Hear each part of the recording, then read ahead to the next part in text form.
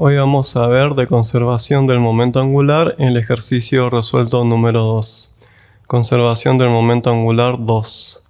Una pieza metálica giratoria está formada en el centro por un cilindro hueco de pared delgada con radio interior de 8 centímetros, radio exterior de 10 centímetros, largo de 40 centímetros y 20 kilogramos de masa. En sus extremos, a cada lado, hay una varilla delgada móvil de 35 centímetros de largo y 1 kilogramo de masa. Y unido a sus extremos hay dos esferas macizas de 7 centímetros de radio y 1,5 kilogramos de masa cada una. La pieza metálica tiene dos configuraciones posibles. La primera es con los brazos extendidos y la segunda es con los brazos encogidos, como se muestra en la figura. Si la pieza gira a 5 revoluciones por minuto cuando se encuentra en la primera posición, calcular a: ¿cuáles son los momentos de inercia de la pieza en cada posición? B. ¿Cuál es la velocidad angular de la pieza cuando está girando con los brazos encogidos? C. Grafique los vectores de velocidad angular y de momento angular. Bien, acá tenemos a esta pieza metálica giratoria que tiene dos posiciones posibles, es decir, puede girar con los brazos encogidos o con los brazos alargados, como lo estamos viendo. Está formada por diferentes partes y lo que tenemos que hacer es calcular cuál es su velocidad angular cuando encoge los brazos. Entonces, nos dicen que cuando la pieza está con los brazos extendidos, el largo del cilindro hueco que está en el centro es de 40 centímetros, el largo de estos brazos, que son varillas delgadas, es de 35 centímetros, y el radio de estas esferas es de 7 centímetros. Y esta es la posición 1. Después, cuando encoge los brazos, pasa a la posición 2 y el largo total de la posición 2 es de 54 centímetros desde el centro de masa de las esferas. Y esta es la posición 2. Entonces, lo que vamos a hacer es calcular el momento de inercia de la posición 1, el momento de inercia de la pieza en la posición 2, para poder calcular la velocidad angular de la pieza cuando está girando con los brazos encogidos, ya que la velocidad angular de la pieza cuando está girando con los brazos extendidos nos lo dan como dato, y para resolver este problema vamos a usar la conservación del momento angular. Como siempre, lo que vamos a hacer es identificar los datos y las incógnitas. Nos dicen que la masa del cilindro hueco es de 2 kilogramos, que el radio interior del cilindro es de 8 centímetros, que el radio exterior del cilindro hueco es de 10 centímetros, que el largo del cilindro es de 40 centímetros, es decir, nos están diciendo esto, que es un cilindro hueco visto desde arriba. Ahora nos dicen que la masa de la varilla es de 1 kilogramo, son estas varillas, y el largo es de 35 centímetros. Además nos dicen que la masa de la esfera es de 1,5 kilogramos, estas son las esferas, y su radio es de 7 centímetros. Además nos dicen que la velocidad angular cuando gira en la posición 1 es de 5 revoluciones por minuto. Ahora, las incógnitas son: ¿cuál es el momento de inercia de la pieza en la posición 1 y 2? ¿Cuál es la velocidad angular de la pieza en la posición 2? Y cuáles son los vectores de momento angular y velocidad angular de la pieza. Bien, lo primero que tenemos que hacer es calcular el momento de inercia. Entonces vamos a aplicar la ecuación que vimos en el video de teoría de momento de inercia, que nos dice que el momento de inercia es igual a la sumatoria desde i igual 1 hasta i igual n de la masa sub i por los radios sub i al cuadrado. Es decir, el momento de inercia de esta pieza va a ser la sumatoria de los momentos de inercia de cada pieza respecto al eje de rotación. Entonces, fíjense que tenemos el momento de inercia del cilindro hueco más 2 veces el momento de inercia de la varilla delgada, más 2 veces el momento de inercia de esta esfera, pero para simplificarlo lo vamos a considerar como masas puntuales. Entonces nos queda que el momento de inercia en la posición 1 es igual al momento de inercia del cilindro hueco más 2 veces el momento de inercia de la varilla delgada más 2 veces el momento de inercia de la esfera. Bien, ahora lo que tenemos que hacer es el momento de inercia de un cilindro hueco que gira por un eje que pasa por su centro, como lo estamos viendo en esta vista desde arriba. es la masa por el radio interior del cilindro al cuadrado más el radio exterior del cilindro al cuadrado dividido 4 más la masa del cilindro por la longitud del cilindro al cuadrado dividido 12. Esto se saca de tabla, si no lo pueden obtener por integración. Bien, ya tenemos el momento de inercia del cilindro hueco. Ahora vamos con el momento de inercia de la varilla delgada. Fíjense que vamos a tener que aplicar el teorema de Steiner porque tenemos la varilla en esta posición. Acá tenemos el eje de rotación del centro de masa, pero el eje de rotación es este. Entonces hay que aplicar el teorema de Steiner. Nos queda que el momento de inercia de la varilla delgada es un 12avo de la masa de la varilla delgada por la longitud de la varilla al cuadrado. Esto lo sacamos de la tabla, como vimos en el video de teoría, más la masa de la varilla delgada por el radio de la varilla delgada al cuadrado. ¿Qué es este radio? Bien, este radio es la distancia que hay entre los ejes paralelos, es decir, el eje de rotación y el eje de rotación del centro de masa del cuerpo. Esto es el radio de la varilla delgada, es decir, la distancia que hay entre los ejes paralelos. Ahora, en el momento de inercia de la esfera dijimos que lo vamos a tratar como masas puntuales, entonces nos queda que la masa de la esfera por la distancia de la esfera. Esto no es el diámetro, sino que la distancia, que es la siguiente. Vamos desde el eje de rotación hasta el centro de masa de la esfera. Esta es el radio de la esfera o distancia para diferenciarlo, porque cuando reemplacemos todo en la ecuación, si no prestamos atención nos podemos equivocar. Entonces ahora simplemente reemplazamos donde está el momento de inercia del cilindro hueco, reemplazamos todo esto. Donde está el momento de inercia de la varilla delgada, escribimos todo esto. Donde está el momento de inercia de la esfera, reemplazamos toda esta lado de la igualdad y nos queda que el momento de inercia de la posición 1 es igual a la masa del cilindro por el radio interior del cilindro al cuadrado más el radio exterior del cilindro al cuadrado dividido 4 más la masa del cilindro por la longitud del cilindro al cuadrado dividido 12 más 2 por un 12avo de la masa de la varilla delgada por la longitud de la varilla delgada al cuadrado más la masa de la varilla delgada por el radio de la varilla delgada al cuadrado más 2 por la masa de la esfera por d de la esfera al cuadrado. Bien, ahora lo que tenemos que hacer es reemplazar donde está la masa del cilindro hueco acá y acá escribimos 2 kilogramos. Donde está el radio interior y el radio exterior del cilindro reemplazamos 8 centímetros y 10 centímetros respectivamente, pero convertido a metros. Donde está la longitud del cilindro hueco escribimos 40 centímetros, que es 0,40 metros. Donde está la masa de la varilla delgada vamos a reemplazar 1 kilogramos. Donde está la longitud de la varilla delgada vamos a escribir 0,35 metros.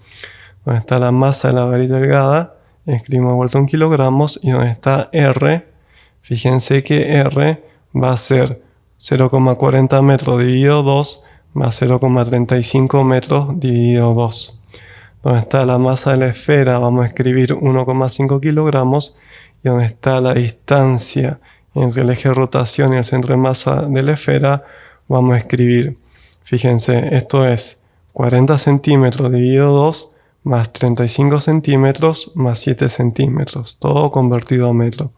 Nos va a quedar que el momento de inercia de la varilla en la posición 1 es igual a 2 kilogramos por 0,08 metros al cuadrado más 0,10 metros al cuadrado dividido 4 más 2 kilogramos por 0,40 metros al cuadrado dividido 12 más 2 por un 12avo de 1 kilogramo por 0,35 metros al cuadrado más 1 kilogramo por 0,40 metros dividido 2 más 0,35 metros dividido 2 al cuadrado más 2 por 1,5 kilogramos por 0,40 metros dividido 2 más 0,35 metros más 0,07 metros elevado al cuadrado. Hacemos esta cuenta y nos queda que el momento de inercia en la posición 1 es de 3,11 kilogramos por metro al cuadrado. Fíjense que acá lo importante es poner bien los subíndices y después reemplazar bien los valores. Ahí es donde puede haber errores. Bien, ahora lo que tenemos que hacer es calcular el momento de inercia en la posición 2 y en la posición 2 fíjense que el momento de inercia del cilindro hueco, que es este, va a quedar igual. Ahora, cuando usamos la varilla esta que se ha trasladado hasta el eje de rotación, como está rotando por un eje que pasa en su borde exterior, vamos a la fórmula que está en tablas, y la esfera, simplemente vamos a calcular esta distancia como, fíjense que es la distancia ahora desde el eje de rotación de la pieza hasta el centro de masa.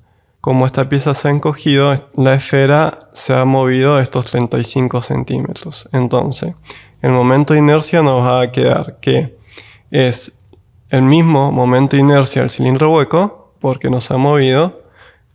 Ahora, el momento de inercia de la varilla delgada cambió, es 1/3 de la masa de la varilla delgada por su longitud al cuadrado, y también cambió el momento de inercia de la esfera. Son la masa de la esfera por la distancia que ahora cambió al cuadrado. Es decir, este es el momento de inercia sacado de tabla cuando la varilla gira por su extremo. Y a la esfera la estamos tratando como una masa puntual y simplemente calculamos su distancia al eje de rotación con respecto a su centro de masa. Entonces, ahora hacemos lo mismo, simplemente reemplazamos. Donde está la masa del cilindro, acá y acá escribimos 2 kilogramos. Donde está el radio interior y el radio exterior del cilindro escribimos 8 centímetros y 10 centímetros respectivamente. Donde está la longitud del cilindro hueco escribimos 0,40 metros. Donde está la masa de la varilla delgada escribimos 1 kilogramos. Donde está la longitud de la varilla delgada escribimos 0,35 metros. Donde está la masa de la esfera escribimos 1,5 kilogramos. Y donde está la distancia de la esfera vamos a reemplazar 40 centímetros dividido 2 más 7 centímetros. Y nos queda que el momento de inercia en la posición 2 es igual a 2 kilogramos por 0,08 metros al cuadrado más 0,10 metros al cuadrado dividido 4 más 2 kilogramos por 0,40 metros al cuadrado dividido 12 más 2 por 1/3 de 1 kilogramo por 0,35 metros elevado al cuadrado más 2 por 1,5 kilogramos por 0,40 metros dividido 2 más 0,07 metros elevado al cuadrado. Hacemos esta cuenta y nos da que el momento de inercia de la pieza en la posición 2 es de 0,34 kilogramos por metro al cuadrado. Es decir, la pieza ha cambiado de un momento de inercia de 3,11 kilogramos por metro al cuadrado a 0,34, alrededor de 10 veces menos. Bien, lo que nos piden ahora es calcular cuál es la velocidad angular de la pieza cuando tiene los brazos encogidos.